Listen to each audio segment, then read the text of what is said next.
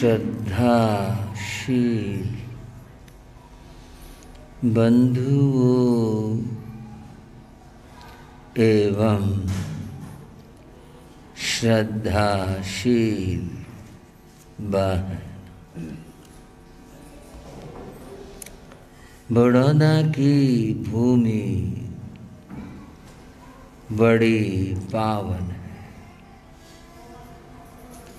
एक तख्त का इंतजाम और कर देते, और तख्त चौपाल में से ले आओ इसके बराबर का। 2 नौजवान ले आओ, कोई ज़्यादा भारी नहीं है, वहाँ कई तख्त हैं। हाँ जी, अभी आ जाता है तख्त, पट्टा भी आ जाएगा।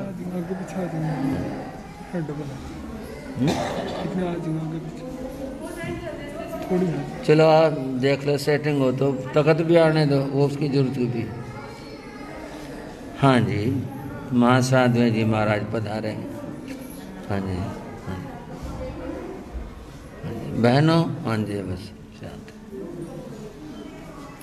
बंधुओं, फिर से बात शुरू करते हैं। बड़ौदा ग्राम की भूमि बड़ी पावन है। पावनता का जो कारण है वह है पूज्य गुरुदेव श्री मायाराम जी महाराज का यहाँ अवतरण होना, और फिर संतों की और साधुओं की एक श्रृंखला बनना। मैं अपने उन भाइयों को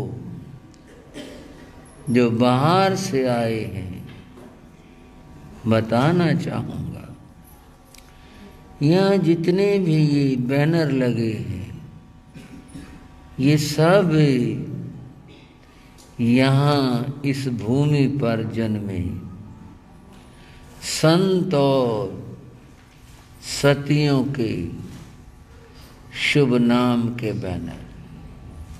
भाई किरण जी, भाई अनिल जी, जितने भी ये लगे हुए,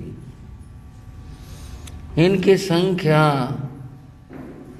40 के लगभग है। ऊपर भी हो सकती है, या एक आध न्यून हो सकती है, या पूरे भी हो सकती है। फिर उन गुरुओं की कृपा इस ग्राम पर हुई, यहाँ वे पधारे, उनके चरणों से ये धरा पावन हुई। आज हम वर्तमान को देख रहे हैं।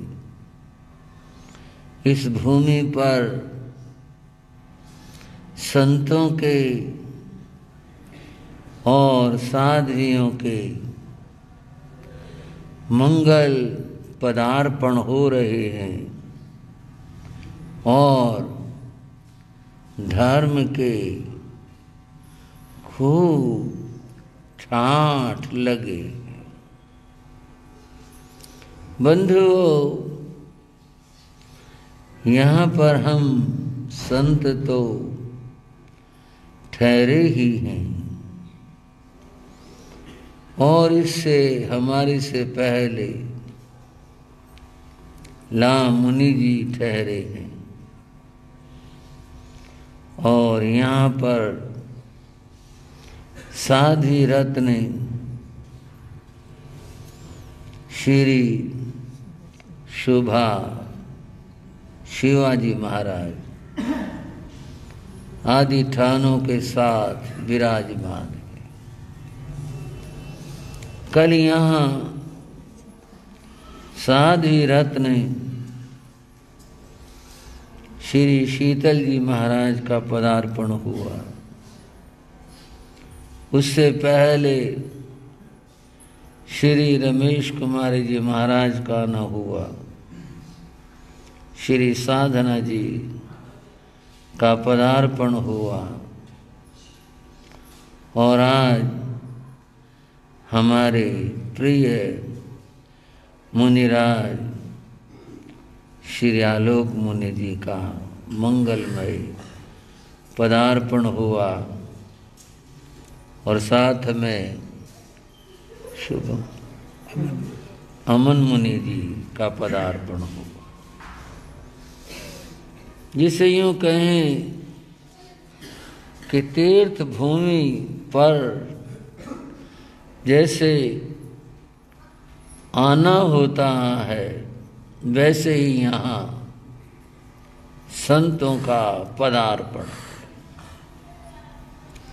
बंधुओं, आप श्री आलोक मुनि जी को जानते ही होंगे, परिचित होंगे, फिर भी थोड़ा सा बताना चाहूँगा कि ये परम पूज्य परम श्रद्धे श्री भागमल जी महाराज की के परंपरा के उनके प्रपौत्र शिष्य और मेरे प्रिय साथी, मेरे जीवन में सबसे पहले संत जीवन के रूप में, इस नाते में जो सबसे पहले मित्र थे, वे थे परम सेवा भावी चमत्कारी संत श्री प्रेम सुख जी महाराज। एक बार जरा श्रद्धा का परिचय दो। परम सेवा भावी श्री प्रेम सुख जी महाराज की मेरे बहुत ही प्रिय, जिनके साथ आत्मा का संबंध जुड़ा हो, ऐसे साथी थे। प्रेम सुख जी महाराज की बातें उनके जीवन से जानी और पढ़ी जा सकती हैं, फिर भी आज उनकी याद कर रहा हूँ। बड़े महान सेवा भावी संत थे। उन्होंने अपने जीवन में अनेक अनेक संतों की सेवा की। सेवा के द्वारा उन्होंने खजाना बटोरा, बहुत कमाई की। संयम के साथ उनमें सेवा का अद्भुत विलक्षण गुण था। अपने संत की, अपने गुरु की, अपने गुरु भाई की ये सेवा तो बहुत लोग, बहुत संत कर लेते, लेकिन कोई भी संत हो और उसकी सेवा की आवश्यकता हो तो श्री प्रेम सुख जी महाराज वहीं उपस्थित होते। उनके मन में घृणा, ग्लानि नहीं थी। बड़े ही ऐसे भाव से, जहाँ जरा भी मन में कोई परायापन नहीं, किंचित भी ग्लानि नहीं, रात में भाव के साथ में सेवा में लग जाते थे। बंधुओं, ये बहुत बड़ी बात होती,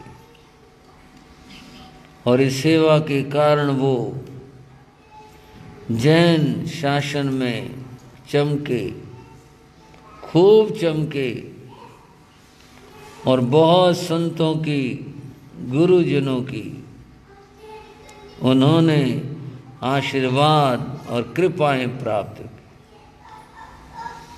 मेरे बड़े प्रिय साथी थे,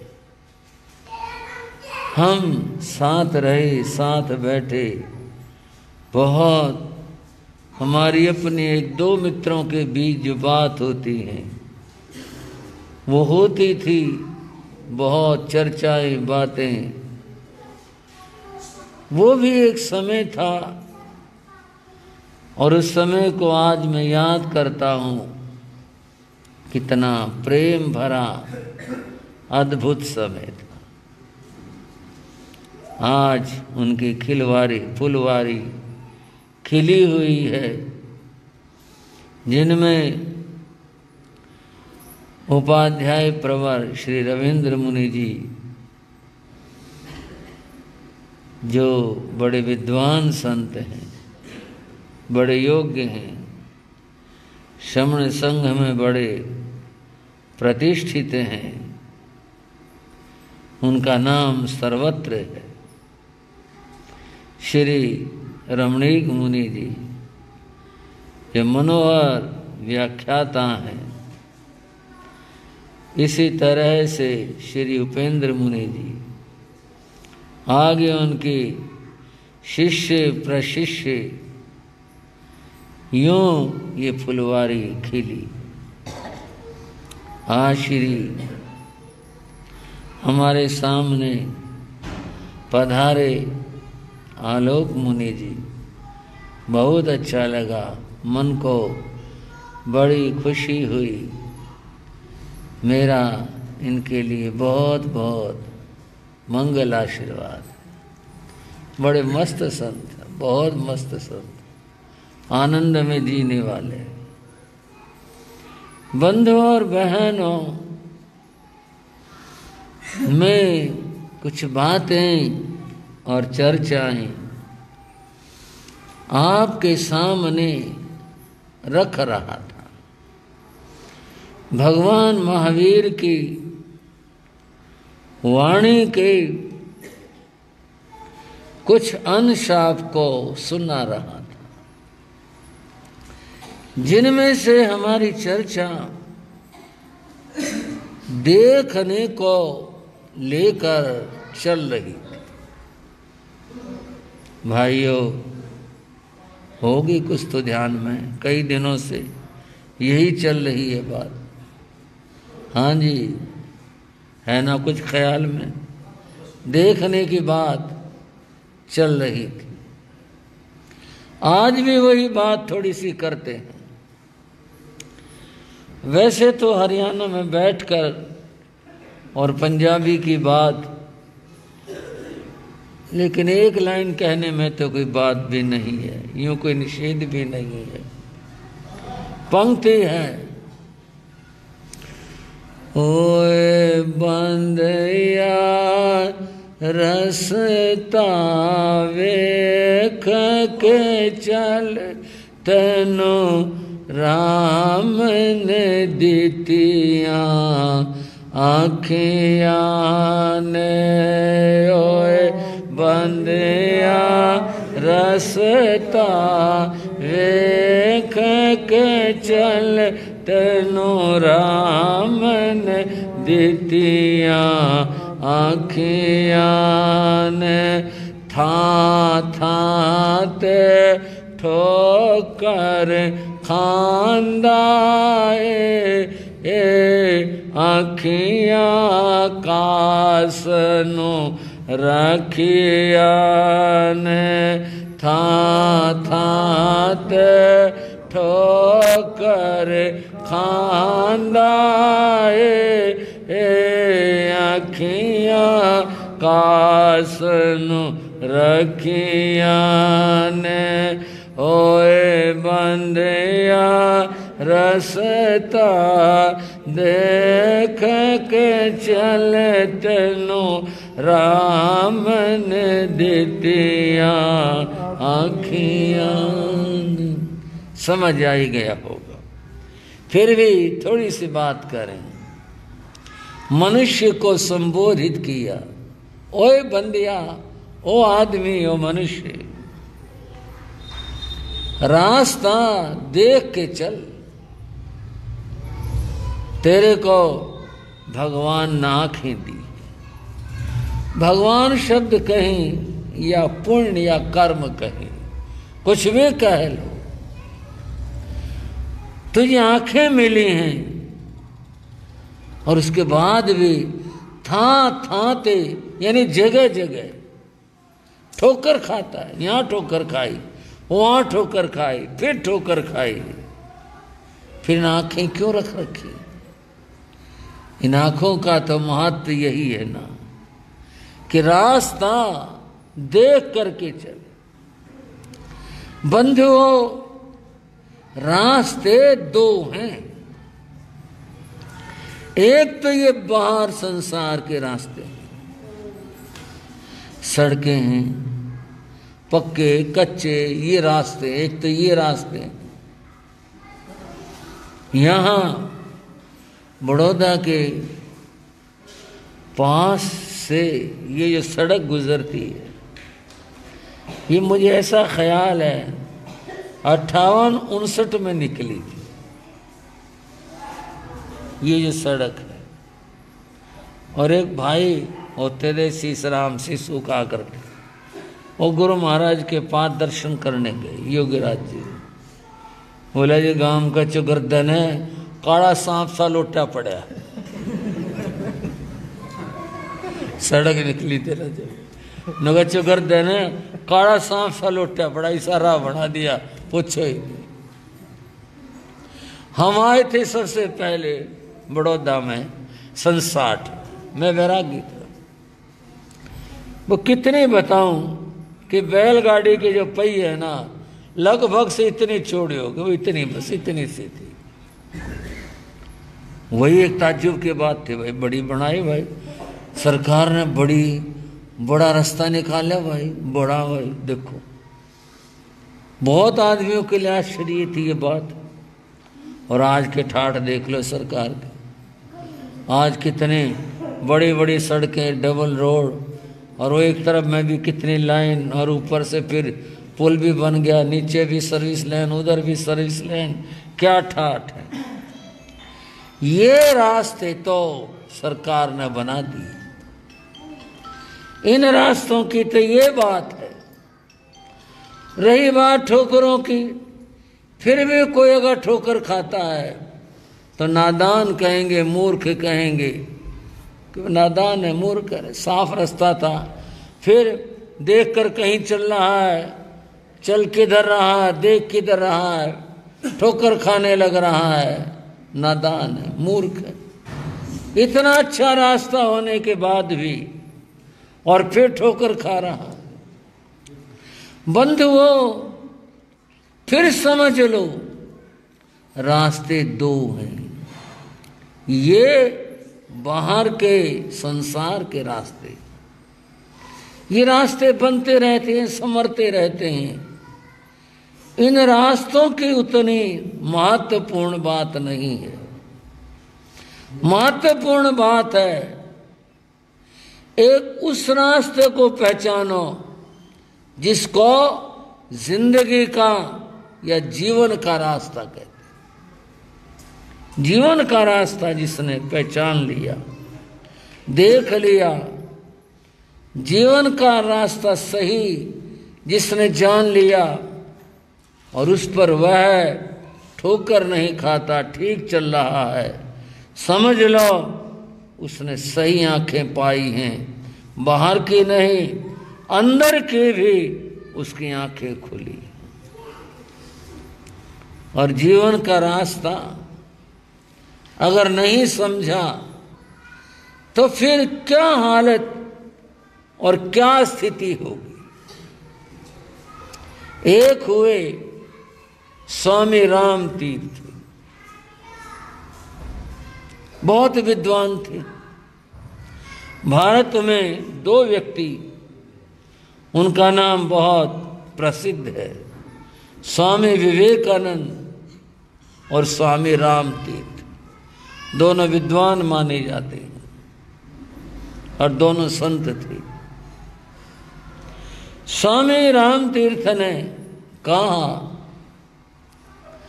सबसे ज्यादा ऊंची उड़ान चील की होती है। बोलो भाइयों,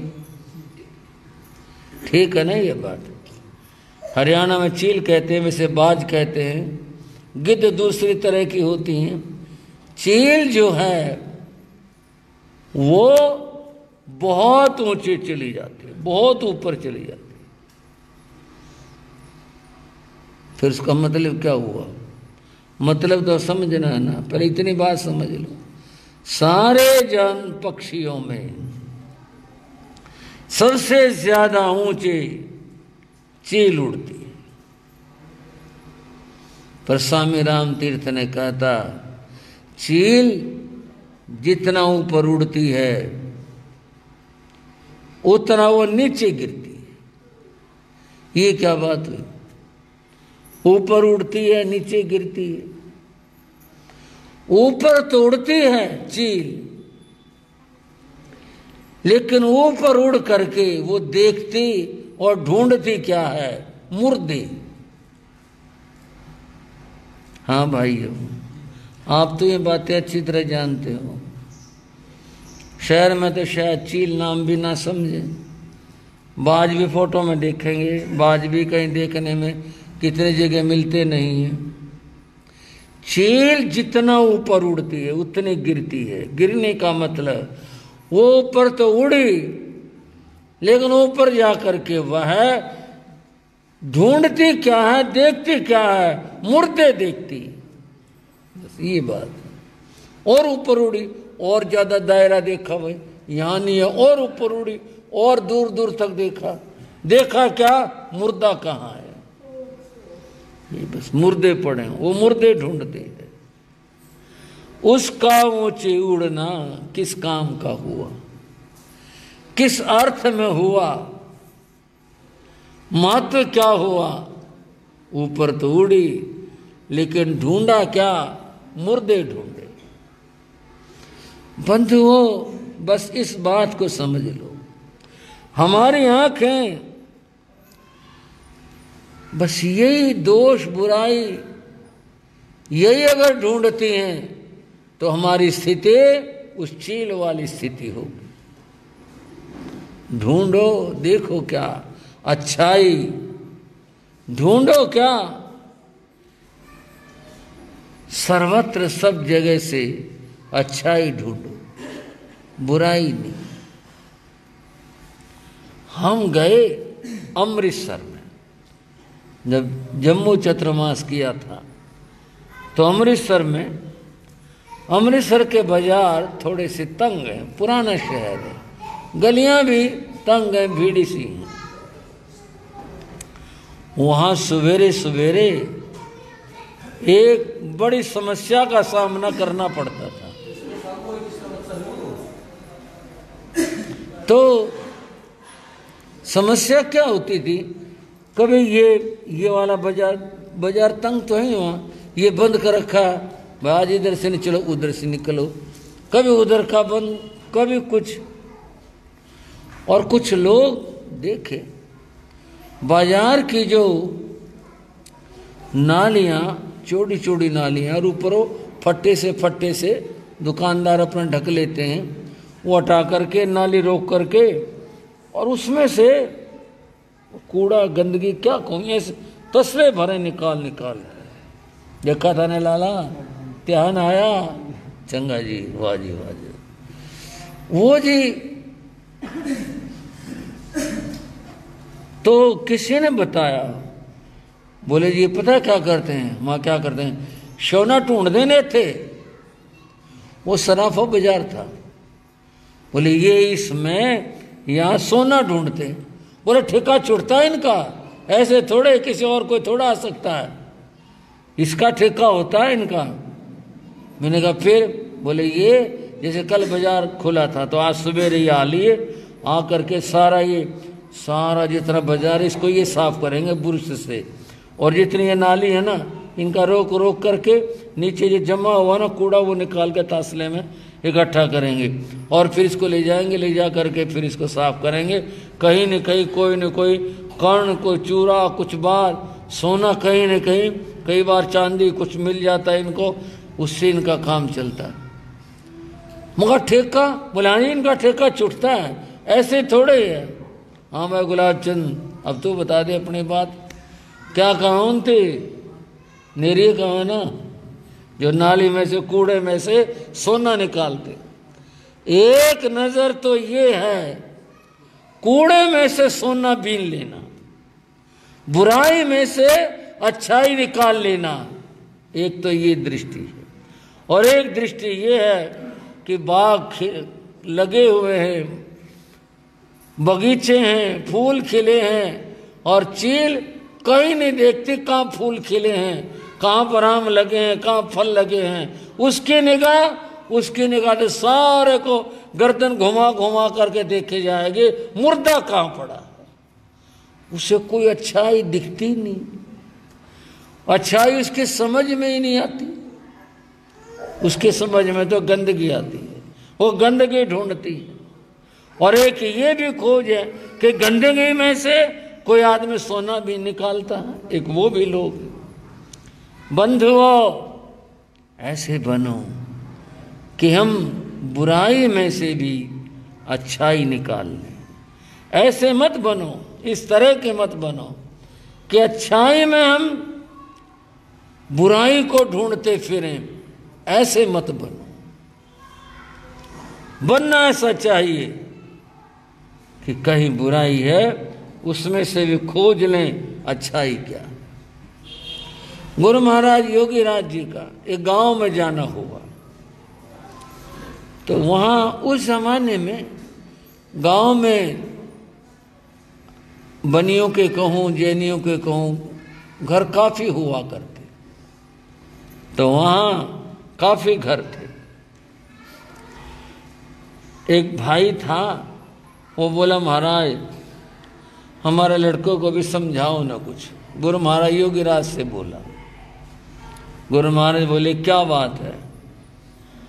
बोले वो आता ही नहीं साधुओं के सत्संग में, आता ही नहीं। बोले बाब नहीं आता तो कोई बात नहीं, मिल जाएगा तो समझाएंगे। बोले ये उससे बहस नहीं करना।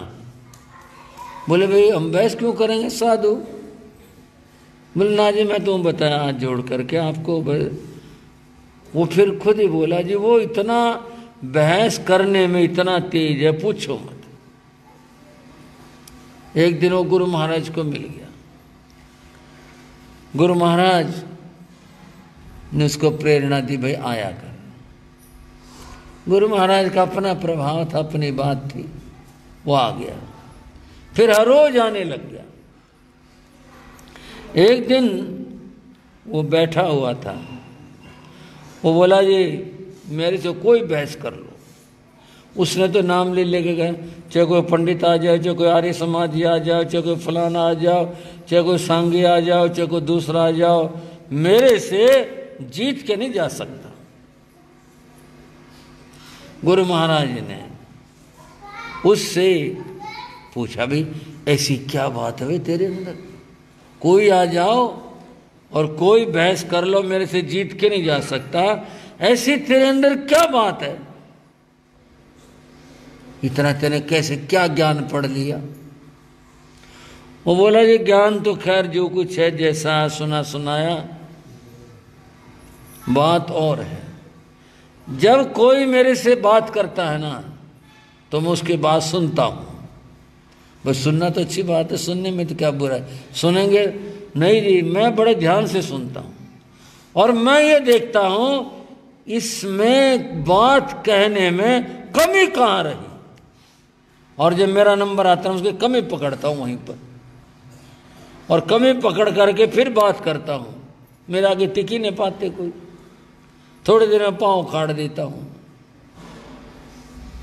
गुरु महाराज ने कहा भाई ये तो कोई अच्छी बात नहीं, तू कमी देखता है, कमी पकड़, मैं उसके कमी देखता हूं कि इसमें बोलने में, इसके बात कहने में, इसकी बात में कमी कहाँ रही, वो पकड़ के बात करता हूं मैं। ये तो कोई अच्छी बात नहीं। कमी देखने से पता क्या होगा, दूसरे की कमी देखने से, दूसरे के दोष देखने से, उसकी कमी, उसके दोष देखने वाले के जीवन में आ जाते हैं, अपना जीवन बिगड़ता है। हार जीत तो थोड़ी देर की चीज है, खत्म हो जाएगी, लेकिन वो जो दोष हैं, बुराइयां हैं, वो जो अपने जीवन में बुला लिए, वो तो जीवन बर्बाद कर देते। इसलिए इस सोच को और इस दृष्टि को बदल। देखना क्या चाहिए, गुण देखना चाहिए। भाइयों बहनों,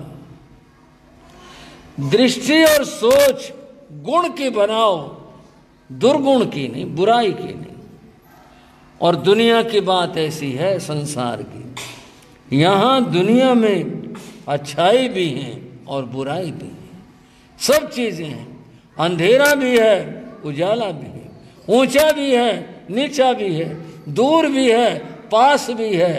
हर चीज यहां दोनों तरह की है, पाप भी है और पुण्य भी है, छोटा भी है और बड़ा भी है।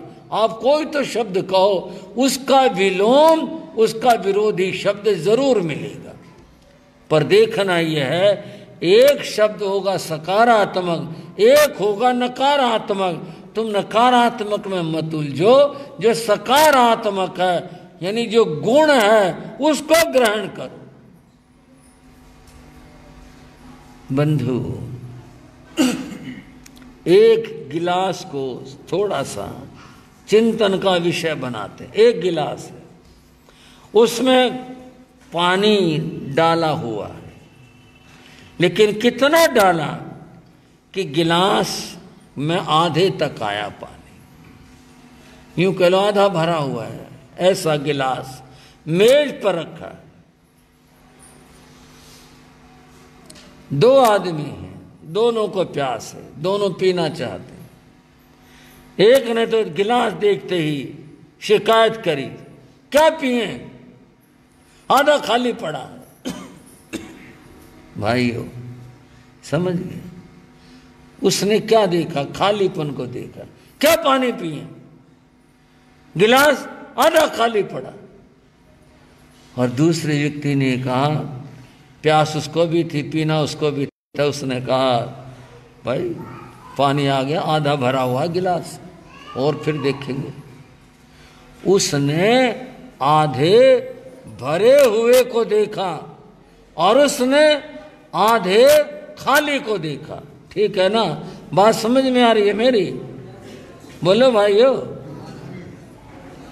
अब गिलास तो गिलास है, पानी जितना उतना ही है, कुछ और तो बात नहीं है, लेकिन सोचने का अपना अपना तरीका है। एक की सोच खालीपन को देख रही है, एक की सोच भरे हुए को देख रही है। एक की सोच सकारात्मक है, एक के नकारात्मक है, एक के नहीं पर है, एक के हाँ पर है। ये दोनों में फर्क है। और बंधुओं, उर्दू का एक शेर है, समझने के लिए थोड़ा समझेंगे उसको भी। ऐब शब्द है, ऐब तो सारे समझते हैं, बुराई को कहते हैं। ऐब आंख में नहीं, आंख में कुछ नहीं। ऐब आंख में नहीं, बिनाई में है। बिनाई कहते हैं देखने के तरीके को। आंख तो ये है ही, जो कुछ बॉल है जैसी बनी हुई है, जो हमारी है आंख तो ये। और बिनाई है उसके देखने के तरीके को। ऐब यानी बुराई, ऐब आंख में नहीं, बिनाई में है। हुनरमंद, हुनर, हुनर कहते हैं कलाकार को। हुनरमंद हुनर, ऐब बीन ऐब देखते हैं। कलाकार कला को देखेगा और ऐब देखने वाला वहां पर बुराई को देखे। अब हमने बनना कैसा है? बुराई देखने वाला नहीं, अच्छाई देखने वाला, ऐसा हमने बनना। कल मैं जिक्र कर रहा था चंडीगढ़ के रॉक गार्डन की बात। मैंने दुनिया की चीज़ों का कोई समर्थन करना, उनकी अनुमोदना करना, ये नहीं। मैं दूसरी बात बता रहा हूं। जिसको कूड़ा कहते हैं, क्या कहते हैं? कूड़ा। फेंको इसको बाहर। बर्तन टूट गया, फेंको इसको बाहर। कब टूट गया? फेंको इसको बाहर। ये ऐसे हो गई, फेंको इसको बाहर। नेकचंद नाम का एक आदमी था जो मैंने अपनी जानकारी में किया। वो 4th क्लास कर्मचारी था। उसको पता नहीं क्या सूझी, वो आदमी टूटी हुई चीजों को जोड़ने लग गया। रख करके देखता हुए प्याला बना कि नहीं बना, टूटी हुई चीजों को। ये तो चलो इतनी बात नहीं, उसने तो ये टूटी हुई चीजों से कुछ बनाना शुरू कर दिया। रॉक गार्डन सारी टूटी हुई चीजों से बनाई हुई कलाकारियां, टुकड़े टुकड़े इकट्ठे किए किसी चीज के, ये जोड़ दिया, लगा दिया, कर दिया, और आकृति बन गई। दुनिया देखने को आने लगी। उसने तो दुनिया की चीज बनाई। हम बात करें जीवन के अंतर की, और वो ये कि ऐसा बनाओ अपने आप को, इतना अच्छा बनाओ कि कला से संपन्न हो जाए। कलाकार लोग क्या करते हैं? यही करते हैं। उनके पास एक सोच होती है, इसको यूं जोड़ दो, इसको ऐसा कर दो, और ऐसा करने से ऐसा रूप हो जाएगा। तो बंधुओं, कलाकार बनो। और कलाकार क्या? जीवन के कलाकार बनो। जीवन का कलाकार हमेशा अच्छाई को संग्रहित करता है और बुराइयों को हमेशा दूर करता है। ये उसकी विशेषता होती है, खूबी होती है। हमें भी ऐसा ही बनना है। अच्छाइयाँ जीवन में इकट्ठी करनी हैं, और जो बुराइयाँ हैं उनको जीवन से दूर करना है। और यही विशेषता जीवन के कलाकार की है। टूटी फूटी चीजें जोड़ करके एक अच्छी और भव्य चीज बनाई जा सकती है। फिर हम अपने जीवन को अच्छा और भव्य भला क्यों नहीं बना सकते? हम भी बना सकते हैं अगर हमारे अंदर इस बात की कला आ जाए। और थोड़ा भव्य बनाने की बात में और आपसे करता हूं। बंधुओं, बोलने को हम सब बोलते हैं, पर एक बोलना तो वह है कि दूसरा आदमी हमसे बात करके और ये चाहे भाई एक बार फिर इस आदमी के साथ मिलते चले, आए हैं बोलते चले, आए हैं इससे बोलकर फिर जाएंगे। एक तो ये बात हो, और एक ये पड़े रहने दो, बीमारी ने बच के चलो और काम कैसे हो जाएगा। एक ये भी बात है। बोलना तो दोनों का ही है भाई, वो भी बोलना है, वो भी बोलना है, पर ऐसा बोलो ना, इतना मधुर बोलो कि दूसरा आदमी बार बार ये चाहे हम इससे फिर से मिलें। संस्कृत में एक वचन कहा, वचने का दारिद्र्यता। अरे बोलने में भी कुछ घटता है क्या? अच्छा बोलो ना। प्रिय वाक्य प्रदानेन तुष्यन्ति सर्व जंतव है। प्रिय वाक्य से, मधुर वचन से संसार के सारे लोग, सारे जीव जो भी हैं उनको खुशी मिलती है, प्रसन्नता मिलती है। तो फिर हम इसमें भी कृपणता क्यों करें, कंजूसी क्यों करें? अच्छा जो बोलें तो कितना अच्छा हो, कितना श्रेष्ठ हो, कितना उत्तम हो, तो हमारे को भी ऐसे ही वचन बोलने चाहिए जिससे कि हमारा जीवन धन्य हो जाए, अच्छा हो जाए। ऐसा होना चाहिए। अपने जीवन को इतना मधुर बना लें, इतना अच्छा बना लें, पर ये बनेगा तब जब हमारी सोच और हमारी दृष्टि हो जाए। एक बार कुछ लोग बैठे थे, होगा कोई सरकारी जगह, सरकारी कामकाज से आए होंगे, अपने अपने मतलब से अखबार रखे थे। कोई आदमी ले अखबार पढ़ के फिर रख दे। एक आदमी बैठा था, अनपढ़ था, उसने सोचा यूँ कहेंगे ये अनपढ़ है, तू भी उठा ले, इन कागजों में पड़ा हाथ में, एक बार तू भी लेकर देख ले। उसने ये अखबार उठा लिया। अब उसे उल्टे सीधे का पता नहीं था, उल्टा क्या सीधा क्या, उसने उल्टा पकड़ लिया। दूसरे ने देखा भाई अखबार उल्टा पकड़ रखा है, पड़ा हुआ है नहीं, और दिखा रहा है कि मैं पड़ा हुआ। वो बोला ताऊ क्या खबर आई है? बोला भाई एक कार उल्टी पड़ी है, और तो को खबर नहीं पड़ता, कार जो है उल्टी पड़ी। बंधुओं, ये है वो उल्टा सीधे का मामला। उल्टा सीधा यहीं पर छिपा हुआ है।